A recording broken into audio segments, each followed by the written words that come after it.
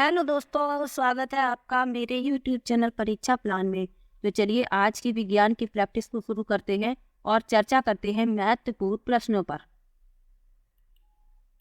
पहला प्रश्न है, प्याज के छिलके की कोशिकाओं का अवलोकन सूक्ष्मदर्शी में किया जा सकता है। प्याज की कोशिका की परिधि को ए कहा जाता है। एक मोटे अन्न आवरण से ढकी होती है जिसे बी कहते हैं। कोशिका के मध्य में जो केंद्रीय सघन पिंड है उसे सी कहते हैं। ए तथा सी के बीच जलीय पदार्थ को डी कहते हैं। ए, बी, सी तथा डी की पहचान कीजिए, यानी बताना है ए क्या है, बी क्या है, सी क्या है, डी क्या है।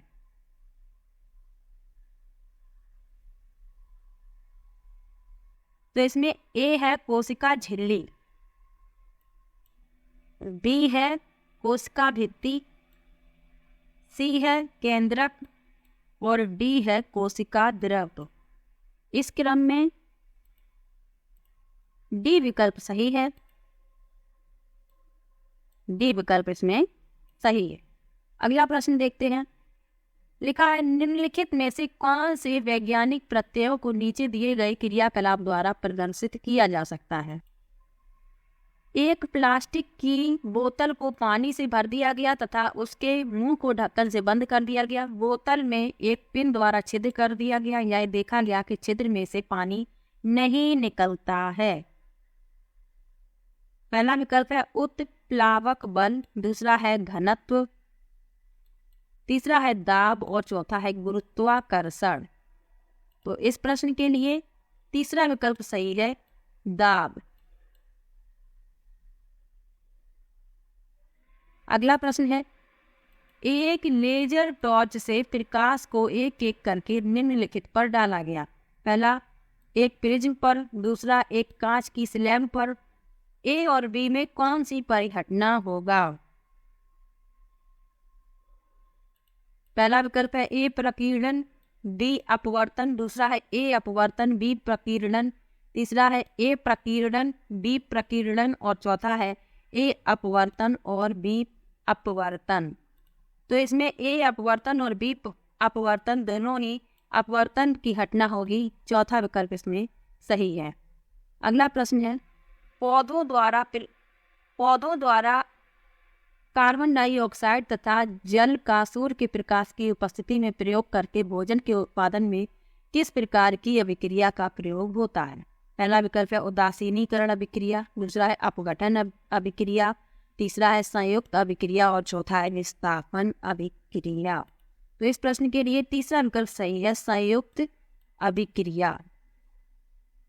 अगला प्रश्न है, कॉपर सल्फेट के संयुक्त संतृप्त विलयन को क्या करने से उसमें और मात्रा में कॉपर सल्फेट घोला जा सकता है। पहला विकल्प है विलयन में क्षार डालकर, दूसरा है विलयन को जमा कर, तीसरा है विलयन को गर्म करके और चौथा है विलयन में अम्ल डालकर। तो इस प्रश्न के लिए तीसरा विकल्प सही है, विलयन को गर्म करके। निम्नलिखित में से कौन से संयोजन सही हैं। इसमें जो सही है वह बताने हैं। रोग लिखा हुआ है, रोग कारक सूक्ष्म जीव लिखा हुआ है, प्रसार का माध्यम लिखा हुआ है। तो ये गलत है।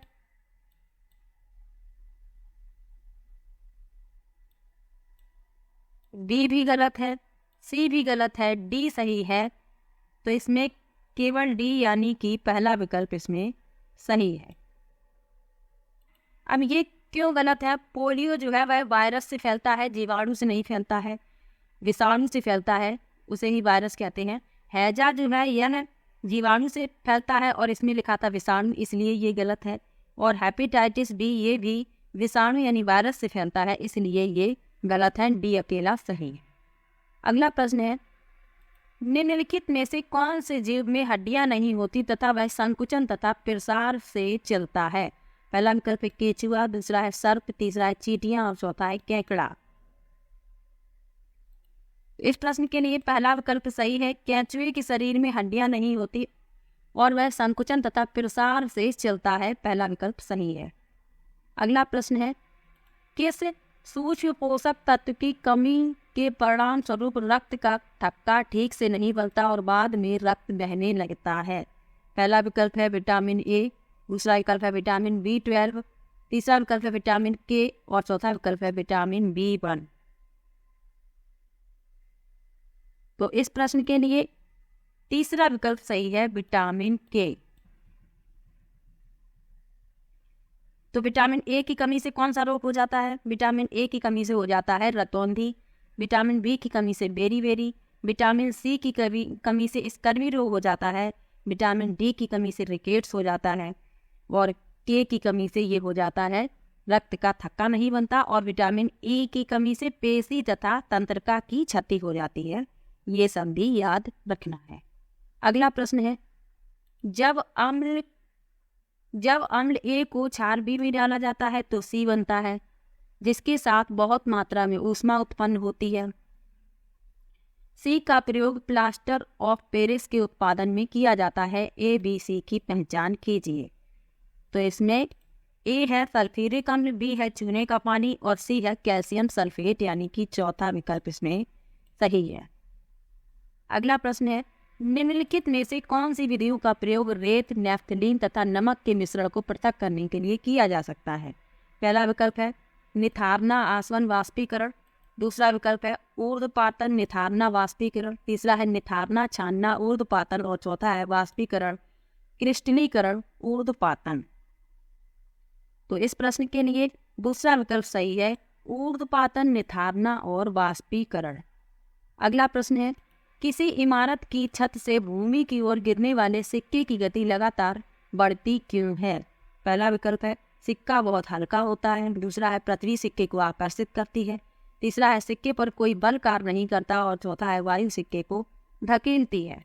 तो इस प्रश्न के लिए दूसरा विकल्प सही है, पृथ्वी सिक्के को आकर्षित करती है। अगला प्रश्न है, ए बी तथा सी डी ऐसी दो छड़ें हैं जो, पहला विकल्प है ए सिरा सी सिरे द्वारा प्रतिकर्षित होता है, बी तथा सी सिरे एक दूसरे को आकर्षित करते हैं, बी तथा डी सिरे एक दूसरे को प्रतिकर्षित करते हैं। निम्नलिखित में से कौन सा विकल्प सही है? तो इसमें जो सही है वह बताने हैं। तो इसमें ए बी तथा सी डी दोनों ही।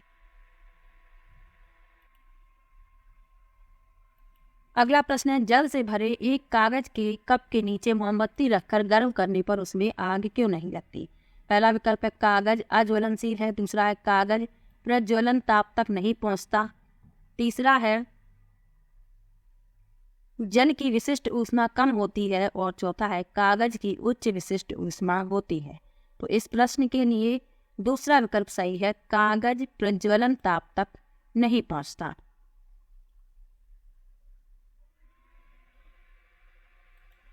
अगला प्रश्न है, निम्नलिखित संधि का मानव शरीर में उसके स्थान के साथ मिलान कीजिए, यानी इसमें मिलान करना है। तो चलिए मिलान करते हैं। लिखा है कंधुक खलिका संधि। तो ये जो होती है ये बाजू तथा कंधे के बीच की संधि है। स्थिर संधि ये है ऊपरी जबड़े तथा सिर के बीच की संधि है। हिंज संधि ये कोहनी के आगे तथा पीछे की गति की संधि है। और डी जो है ये सही मिला हुआ है, आधारी संधि, वह संधि जहां गर्दन सिर से जुड़ती है। तो इस क्रम में ए का दूसरा, बी का तीसरा, सी का पहला, डी का चौथा, यानी तीसरा विकल्प इसमें सही है। अगला प्रश्न है, नीचे दिए हुए दो कथनों S1 तथा S2 पर विचार कीजिए तथा सही विकल्प का चयन कीजिए। S1 लिखा है धात्विक ऑक्साइड सदैव क्षारीय प्रकृति के होते हैं। S2 है प्रकृति से ऋण विद्युती होने के कारण धातुएं शीघ्र ऑक्सीजन से अभिक्रिया करती हैं। अब ये विकल्प लिखे हुए हैं तो इसमें S1 सही है, S2 गलत है, तीसरा विकल्प इसका उत्तर होगा। अगला प्रश्न है, किसी एक वस्तु किसी द्रव में तैरती है तथा उसके आयतन का आधा उस द्रव में डूबा हुआ है, उस वस्तु पर लगने वाला उत्प्लावक बल कौन सा है? पहला विकल्प है शून्य, दूसरा है उसके भार से कम, तीसरा है उसके भार से अधिक और चौथा है उसके भार के बराबर।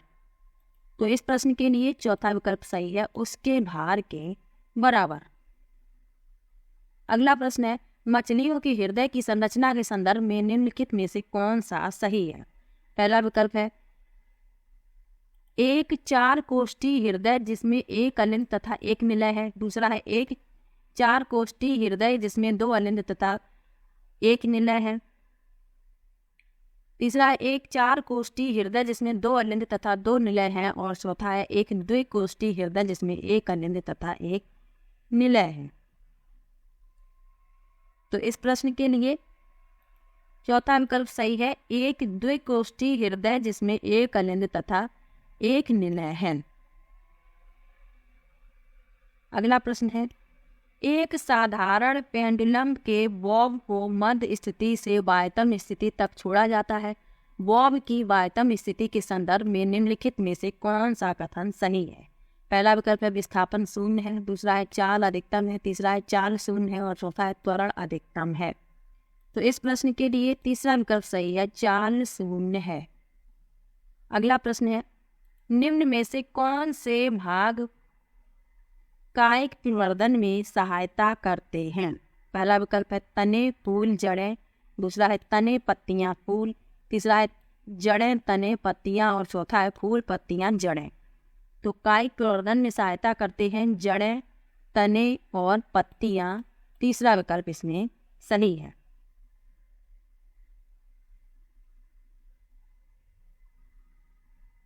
निम्नलिखित में से कौन सा प्रभाव है? पहला विकल्प है जलीय पौधे की पत्तियां मोम जैसे आवरण से ढकी होती हैं। दूसरा है एक आरोही पौधे की धागे जैसी घुमावदार संरचनाएं होती हैं जो तने से निकलती हैं। तीसरा है रेगिस्तानी पौधे की छोटे आकार की पत्तियां जल की क्षति को कम करने में सहायक होती हैं।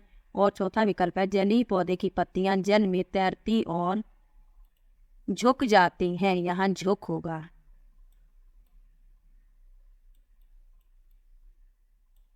तो इसमें जो सही है वह बताना है। तो इसमें तीसरा विकल्प सही है, रेगिस्तानी पौधे की छोटे आकार की पत्तियां जल की क्षति को कम करने में सहायक होती हैं।